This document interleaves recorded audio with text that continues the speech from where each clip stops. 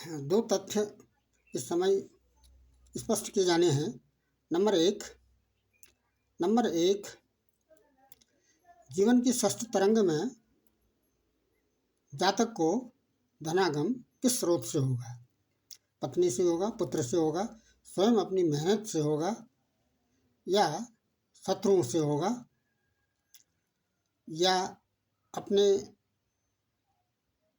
ससुराल पक्ष से होगा? इसके लिए 1, 2, 5, 7, 9 और 11 ये भाव देखे जाएंगे।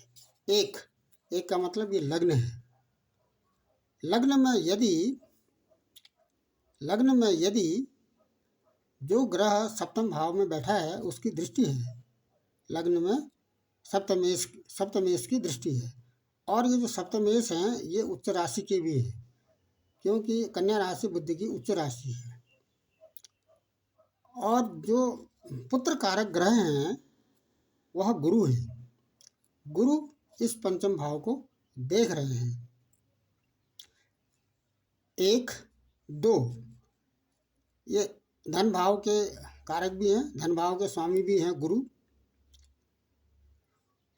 यहाँ पर जो धन भाव में राशि बनती है वह 1 नंबर की राशि बनती है। 1 नंबर की राशि मंगल की राशि है। 1, 2, 3, 4 तो इस मंगल की लग्न में चौथी दृष्टि है। दूसरा संबंधित जन्म पत्रिका से पारिवारिक संबंध या व्यक्तिगत संबंध, रिश्तों का भी फल विचार किया जाता है। यदि एक सूत्र स्पष्ट हो जाए कि लग्न का तीसरा भाव छोटे भाई बहन का है और लग्न से 11वां हाउस बड़े भाई बहन का है और लग्न से चौथा हाउस माता से संबंधित है और लग्न से 7वां हाउस लाइफ पार्टनर, पति होगा तो पत्नी, पत्नी होगी तो पति से है, और पंचम हाउस संतान से संबंधित है और 9वां हाउस भाग्य से संबंधित है। यदि इनके बीच में संबंध बन जाता है तो इस जन्म पत्रिका को यदि हम देखें, इसको देखने से इसका प्रेडिक्शन करने से पहले हमने रिलेशन स्पष्ट करने हैं। यदि लग्न का तीसरा हाउस छोटे भाई बहन का है तो ये जो पत्नी का हाउस है या लाइफ पार्टनर का हाउस है उससे तीसरा हाउस पत्नी के भाई बहन का होगा, 1, 2, 3। और लग्न से चौथा हाउस यदि माता का है तो पुत्र की माता है। ये तो स्वयं अपनी माता का स्थान है और ये पुत्र संतान की माता के लिए 1, 2, 3, 4 चौथा हाउस ये बनता है। ये संतान की पुत्र की माता का है स्थान। और इसका 10वां हाउस पिता का है। लग्न का मतलब स्वयं अपने लिए जातक के जो अपने पिता का हाउस है वह 10वां हाउस है। तो यहाँ पर इसका 10वां हाउस क्या बनेगा? इसका 10वां हाउस बनेगा ये 1, 2, 3, 4, 5, 6, 7, 8, 9, 10 10वां हाउस ये बनता है। तो ये जो पंचम हाउस है यह अपने पुत्र के या पुत्री की माता के पिता का संबंध इससे बनता है। इसका ये ननिहाल का हाउस भी है। इसका ये जो हाउस है ये ननिहाल का हाउस है। और यदि पत्नी को देखें तो पत्नी का 10वां हाउस कौन सा बनेगा? पत्नी के पिता का 10वां हाउस क्या बनेगा? 1 ये 7, 8, 9, 10 ये बनेगा। तो क्या इससे यह स्पष्ट होता है कि इस जातक को स्त्री से धनागम होगा या स्त्री से आमदनी होगी। क्यों? क्योंकि लग्न यहाँ पर ये लग्न बनता है और इस लग्न में चतुर्थ भाव की भावेश की दृष्टि है। क्या है चतुर्थ भावेश? यह चतुर्थ भावेश पत्नी के पिता का है। इससे 7वां ये हो गया, 7, 8, 9, 10। तो इसको आमदनी पत्नी से होगी दूसरा, ये जो 7वां हाउस है, 7वें हाउस को यदि हम देखें तो इसकी लग्न में पूर्ण दृष्टि है, और ये जो पुत्र कारक ग्रह है गुरु, ये जहाँ पर बैठे हैं वहाँ से इस पंचम हाउस को देख रहे हैं। 1 2 3 4 5 6 7 इनकी भी पूर्ण दृष्टि इस संतान वाले हाउस में पड़ती है। और 11वां हाउस क्या है? 11वां हाउस आय का है। तो इस प्रकार से इस जातक को जो धन की प्राप्ति होगी वह स्त्री से होगी। एक दूसरी पत्रिका को यदि हम देखें तो यहाँ पर क्या स्थिति बनती है? सेकंड लॉर्ड, यहाँ पर क्या है? सेकंड लॉर्ड 11 है। 11 का मतलब कुंभ राशि है। मकर और कुंभ के स्वामी शनि बनते हैं। ये कहाँ बैठे हैं? पंचम हाउस में बैठे हैं। किसकी राशि में बैठे हैं? ये शुक्र की राशि में बैठे हैं, और शुक्र भी यहीं पर है। लेकिन नवांश में ये जो शनि है यह स्वग्रही है,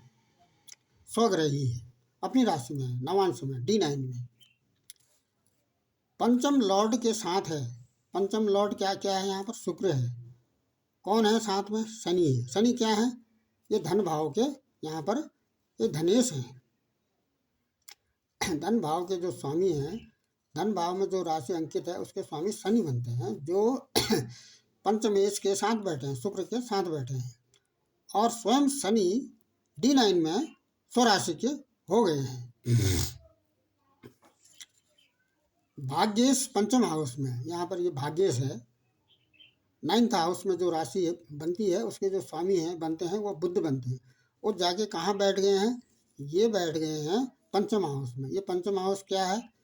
पुत्र से संबंधित है। शुक्र 10th लॉर्ड भी है शुक्र। और 5th हाउस की इन पर दृष्टि भी है। 5th हाउस माने 5th हाउस में दृष्टि है। किसकी दृष्टि है 5th हाउस में? 5वां हाउस में ये है। 5वें हाउस में 10th लॉर्ड क्या बनते हैं? शुक्र बनते हैं। तो यहाँ पर गुरु की दृष्टि भी है। गुरु की कौन सी दृष्टि है इसमें? 1 2 3 4 5 6 7, 7वीं दृष्टि भी यहाँ पर बनती है। पुत्र द्वारा भाग्योदय होगा। कैसे होगा? इसको और विस्तारित कर देते हैं।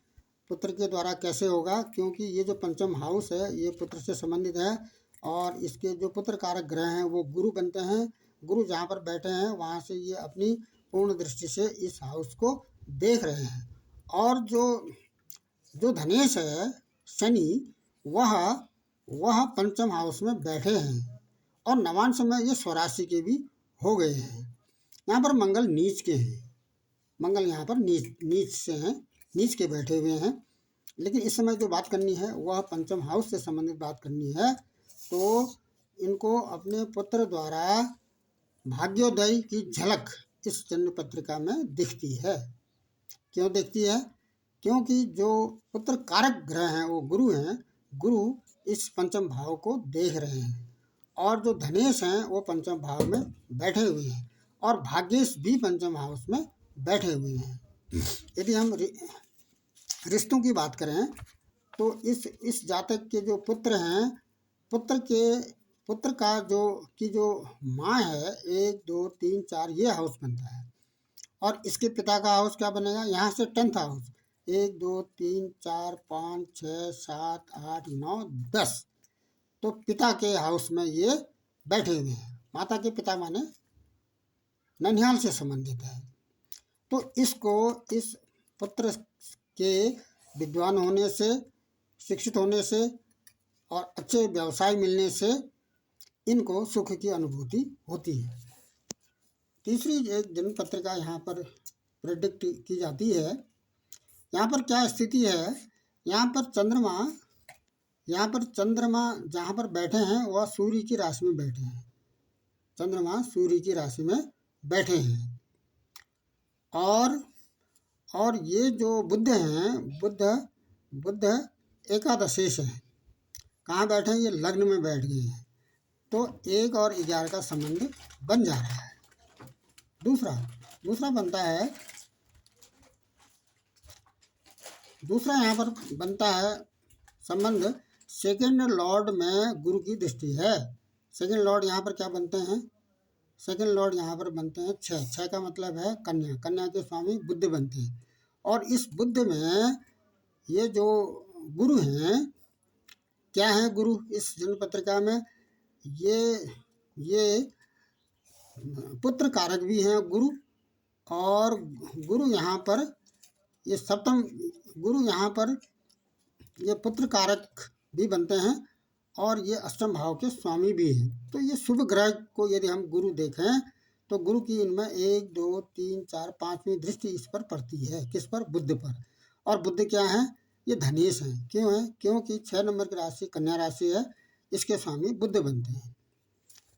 उसके बाद ये गुरु पुत्र कारक और पुत्र स्थान के स्वामी हैं। ये पुत्र कारक भी हैं गुरु, और ये पुत्र वाले स्थान के स्वामी भी हैं। क्यों हैं? क्योंकि 9 नंबर की राशि धनु राशि है, धनु और मीन राशि के स्वामी गुरु बनते हैं। जो गुरु से दृष्ट है, गुरु से दृष्ट है, तो ये यहाँ से यदि हम गिने तो 7 8 9 गुरु की 3 दृष्टियाँ होती हैं, देवगुरु बृहस्पति की 5 7 और 9। तो 9वीं दृष्टि इनकी यहाँ पर इस स्थान पर पड़ती है। तो इस जातक को के पुत्र को ननिहाल की संपत्ति प्राप्त होती है। अब क्या इसमें ननिहाल बनता है? ये 9 है, ये पुत्र है, पुत्र की माता का स्थान ये बन जाएगा और ये माता के पिता का स्थान बन जाएगा। यहाँ से यदि हम 10 गिने 1 2 3 4 5 6 7 8 9 और 10 यहाँ पर बनता है। तो यहाँ की जो संपत्ति है माता के पिता माने इसके नाना ननिहाल से इसको संपत्ति प्राप्त होती है।